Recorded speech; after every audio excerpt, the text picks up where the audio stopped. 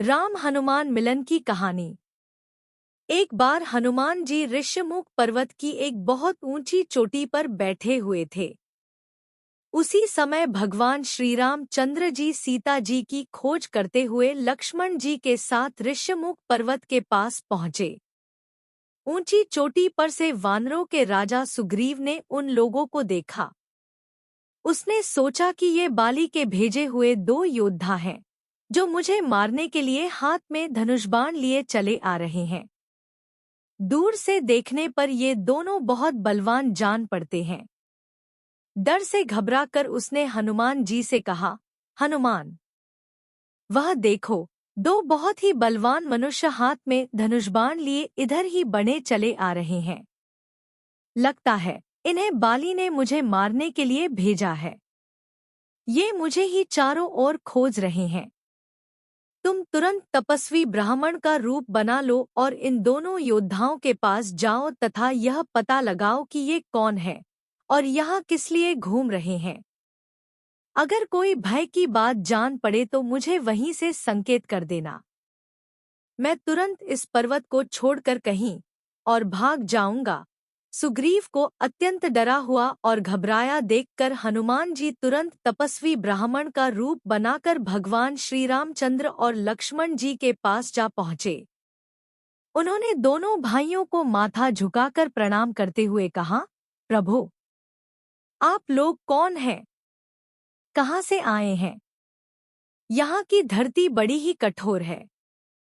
आप लोगों के पैर बहुत ही कोमल हैं। किस कारण से आप यहाँ घूम रहे हैं? आप लोगों की सुंदरता देखकर तो ऐसा लगता है जैसे आप ब्रह्मा, विष्णु, महेश में से कोई हो या नर और नारायण नाम के प्रसिद्ध ऋषि हों। आप अपना परिचय देकर हमारा उपकार कीजिए।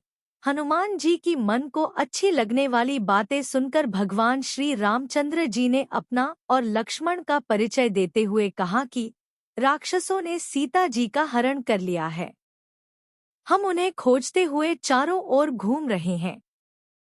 हे ब्राह्मण देव, मेरा नाम राम तथा मेरे भाई का नाम लक्ष्मण है।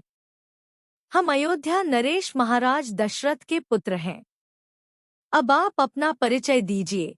भगवान श्री रामचंद्र जी की बातें सुनकर हनुमान जी ने जान लिया कि ये स्वयं भगवान ही हैं।